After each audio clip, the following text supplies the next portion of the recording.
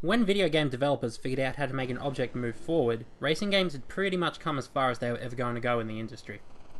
To some extent. Sure, there was the odd Gran Turismo or Need for Speed, but most games in the racing genre felt like rehashes of previous titles. Ones that did racing so much better than they ever could. They came off awfully sarcastic.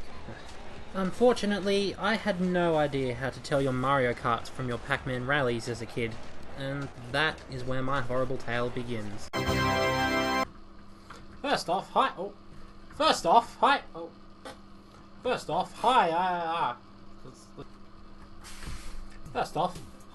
I'm Aaron, otherwise known as valeforXD, Vale, or ew, get away from me, you disgusting pig. First off, I'm a bit of a gamer at heart. I mean, look at all the stuff that I've acquired over the years. I like to write a bit of fiction on occasion, though the day I actually publish something is the day hell freezes over. Oh, and I'm also learning guitar, I guess. Fucking can't at the moment, look at this fucking shit. I can't really play chords because of my fucking sausage fingers. Look at them! Look at them! What else? I like long walks on the beach, the occasional pina colada at sunset, and also suffer from chronic masturbation. But let's not get into details. How about that story I promised you? Shut up, Squeaky Chair. It was my 14th birthday, and I received $50 Australian as a gift from my grandmother, alongside a generous helping of oversized shirts and deodorant that screamed, "Look at me, I'm wearing antiperspirant deodorant!" Naturally, after these clothes were sent to Salvos and the deodorant was wasted on my cat's eyes, I turned to the big yellow bill in my hands and decided to put it towards a new game or two for my scratch-covered but serviceable PlayStation 2. I went to two shops. The first, Better Electrical. In there, I found a game called V8 Supercars 3.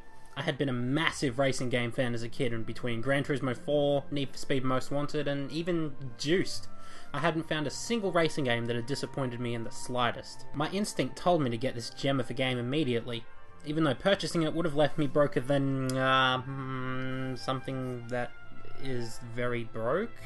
I don't fucking... Being the fucking tight ass that I was, I vowed to at least search my local The Warehouse, now defunct for obvious reasons, for other games. My search revealed 3 games that intrigued my naive, underdeveloped nugget of a brain: Ford Racing 3, Scalar, and Ford vs Chevy, all of which were a more manageable $20.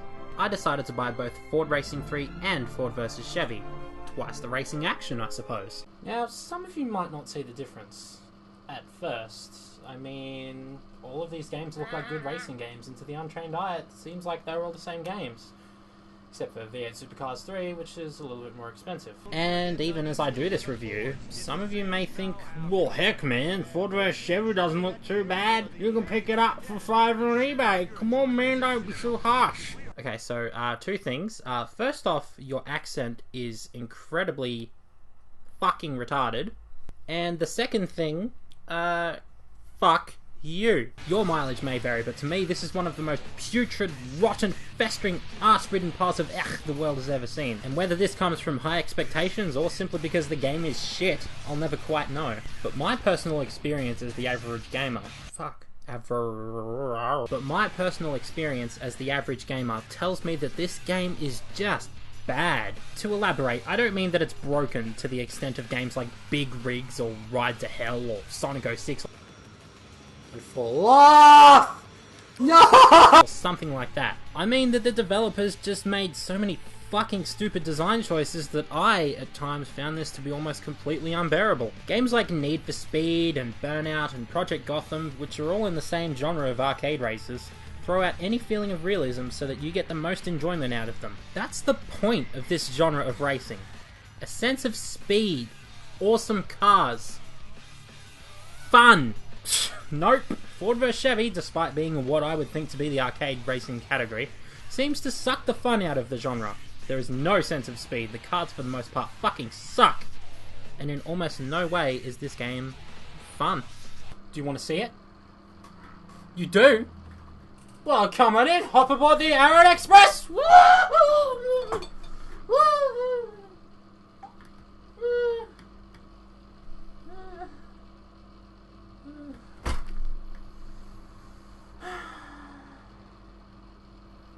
was embarrassing. Anyway, on with the shop. Before I even start the game though, I get a pretty good chuckle out of this. Game experience may change during online play. Haha, yes it will, because you won't be gaming anymore! Zing! That was pretty horrible. Global Star Software, the prestigious developer of such world-renowned titles as... let me look this up. Right, here we go. Deal or No Deal, Dora, Journey to the Purple Planet, and about 1,776 different shovelware titles. Great. Alright, I know that's a Ford, but I cannot for the life of me figure out what that hideous thing is. What is that mysterious machine? Perhaps we'll find out over the course of the game, I like that. A reason to start playing right off the bat. Pretty cool. So after creating a profile and wanting to cut off my ears on account of the super repetitive rock loop,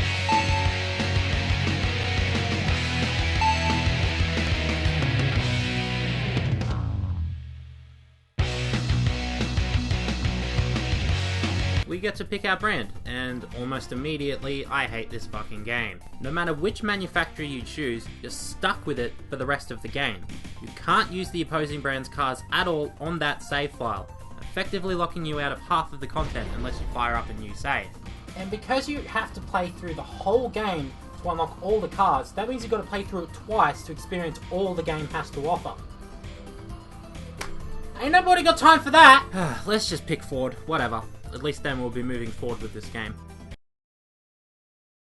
And now it's time for a cutscene! By the way, that banner has neons in it. That's illogical. Who designed this? Keep it down, Olsen, before your big ends start knocking again. Oh, just because you know the Chevys is gonna kick your Ford-loving boys behind. I'm really digging the PS1 style FMV action here. It's really quite something. Also, those children have neons in them, and that's illogical. Who designed this? Oh, Zach, Jesse, come on in, guys. What the fuck is that? What the fuck is that? Begone, foul creature! Begone to the depths of hell from whence you came! Oh my god, not only do those old coots look like they're snails under attack by a salt shaker, but their lip syncing is inexcusably horrible. This is like Final Fantasy X bad.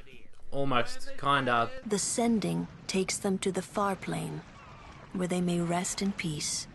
Summoners do this? But that had an excuse. It was Japanese. This is American. Most Americans speak English as their second language. How can you fuck this up? You gonna watch it on TV with us, boys? Come on, it'll be fun. Come on. Okay. Yep, I'm just as bored as you kids. No one really knows why the Ford versus Chevy rivalry, which is at the heart of the Westington Cup, really started. But it's... Dang TV mouthpiece. We all know it started when that fool Eddie Olsen said his Chevrolet 490 was faster than Tyrone Baker's Model T. Oh, don't go listen to your Grandpa Baker, kids. So, okay, Eddie Olsen said his Chevy 490 was faster than Tyrone Baker's Ford Model T. That's it. That's the story. If Ford vs Chevy had a live show, it would be sold out in 5 minutes, I swear. Look, can we hurry this up, or else I'm gonna take my suicide pills. Look, I got them right here in my pocket. I'll do it. I've done it before, and I'll do it again. In 82.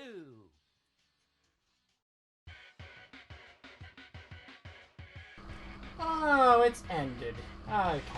Wasn't that exciting? So, you've got your Westington Cup, aka the career mode, challenge mode, or quick race, multiplayer, so you can bring a friend down with you, and log in.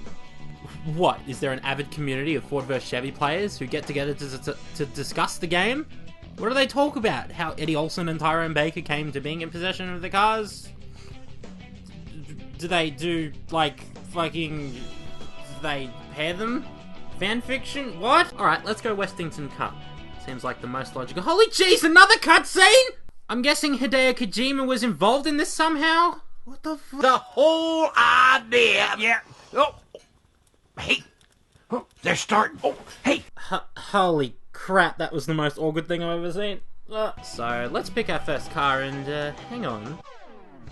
I'd actually like to point out that the car models are actually not that bad. I mean, they're not brilliant, they're not up to Gran Turismo 4 standards or something like that, but I don't know, they look kinda nice. I'll give them credit for that. I'll give them credit. Flybys, there you go. I guess that's one thing you absolutely have to get right with your racing games. You gotta have that eye candy. Piace degli occhi. I can't speak Italian. But oh gee, there's only 5 cars. That's a pretty piss poor selection if ever I saw one. Such great selections as the Thunderbird, the Focus. Man, that GT looks uber appealing. We can't afford it, so let's just get the Mustang for now. Yeah, I get it. I know how to fucking race, you fucking velvet peanut. Alright, this is it. Time for the race. This is the moment we've all been waiting for ages. This is it. This is fucking it. 3, 2, 1, go!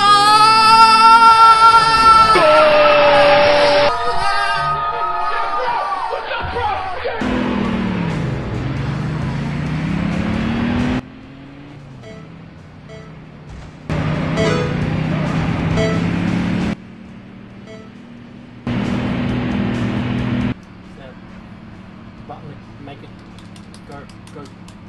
go fast, go fast, go fast,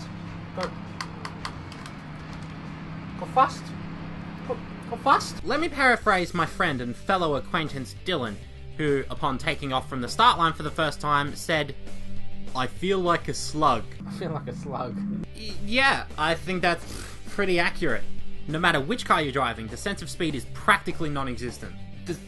The sense of speed opened a portal and travelled to an alternate universe, never to be seen again.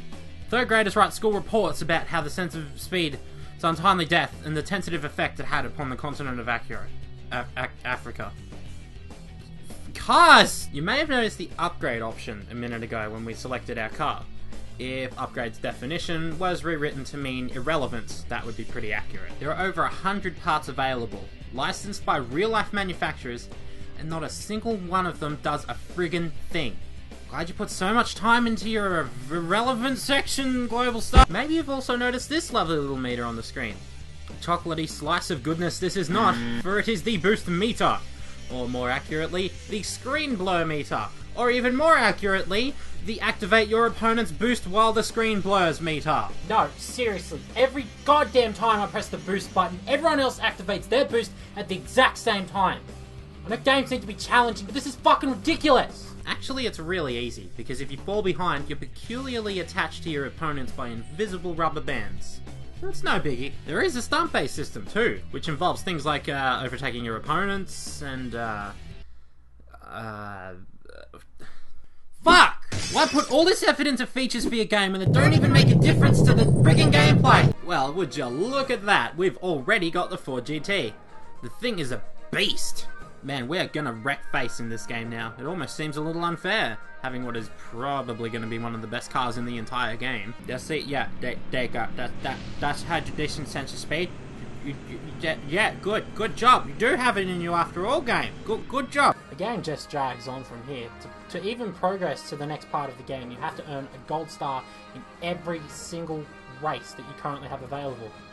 If you don't get the gold star, fuck you gotta do it again. One area which they tried to innovate with was using the right stick in place of button presses to shift up and down when driving with manual transmission. But it isn't quite like new games that use this mechanic, where you just flick up and down to shift up and down respectively. Instead, you're really driving stick. If you want to go to 5th gear, for example, you push right, then flick up, and 2nd gear would be push left, then flick down.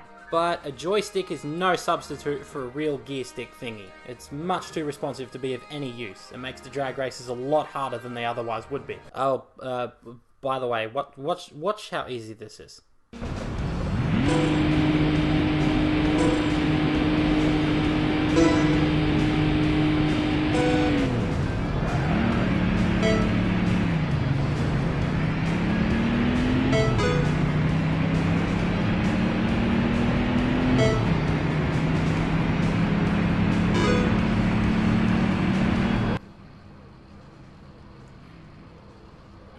Excuse me for a minute.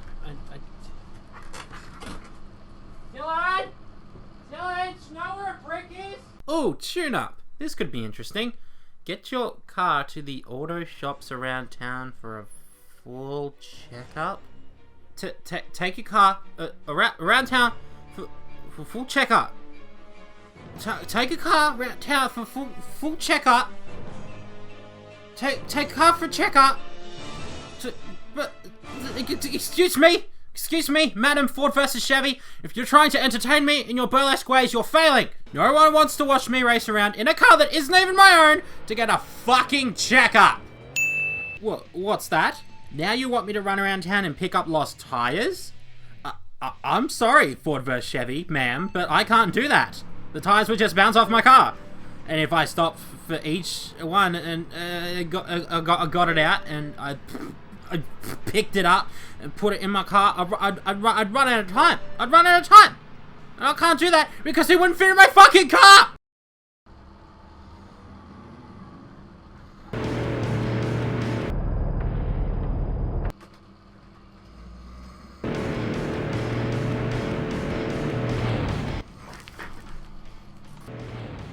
That's it. I am fucking done.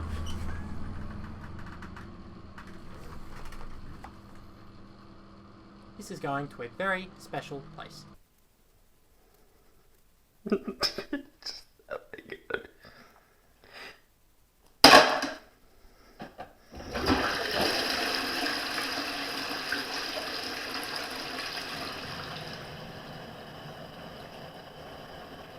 Let's get serious for a minute here. As I said before, I'm taking the piss out of this game not because it's broken or filled with bugs, but because it's just generally bad, and it doesn't get any better from here. The game is split into 5 separate classes, 2 of which are very unnecessarily focused on the off-road side of things, because Ford vs Chevy are so relatable to the off-road side of racing, and nonetheless, they still pretty much play the same as the modern muscle class, which we just fucking sat through. Then there's the classic muscle class, which, you guessed it, is about muscle cars.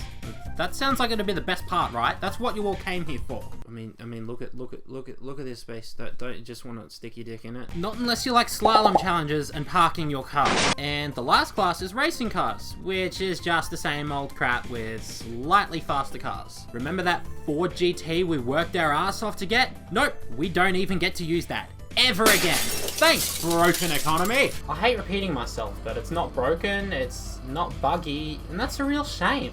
The best of games these days are broken messes, yet this is Ford vs Chevy, a game devoid of bugs, but also devoid of soul, of any true reason to play. I can only recommend this to... Look, I can really only recommend this to the most die-hardiest of Ford or Chevrolet fans, although even then, you'll be hard-pressed to have a good time. Fuck, I hope this didn't break anything. And just one last note. I know there are probably people out there who are going to disagree with what I say and start to sing the game's praises. Hell, this isn't the worst game in existence. IGN gave it a 6.10, for God's sake. One of my favourite games ever, Pokemon Mystery Dungeon Explorers of Sky, got a lower score. So, yeah, absolutely, I'd love to hear your opinions, but as it stands, this is literally my least favourite game of all time. This is my least favourite game ever made, but it's not the worst game ever made. Just like how is my favourite game of all time, that's far from the best. It all just waters down to opinions in the end, doesn't it? Speaking of water, I have to go and clog my toilet. Why do I say clog weird? It's clog, it's clog, not clug. Hey guys, if you enjoyed this video, well, I can't really tell you to watch more because this is kind of my first proper video. What I can do though, is use my mind control powers to make you click subscribe! What? It didn't work? Shit, I've been deceived. Well, maybe you'll click it out of the goodness of your heart. Hey, don't worry, I've got more videos on the way. It's okay, guy. If you do want to watch more from me, drop over to my other channel, The Acquaintances, where me and my buddy Dilbert's Gaming, and occasionally NickyOlly13, play games and either be informative, or be absolute twats and screw up and fail. We usually upload a new video every day, so there's that. Oh, yeah, credits. By the way, no thanks to anyone, because I did the whole video myself. Well, I better thank Dilbert, because that's his office that I was filming in. Yeah, that's not my stuff. Anyway, subscribe, check out The Acquaintances, and stay tuned for more videos. Glasgow compels you! Glasgow.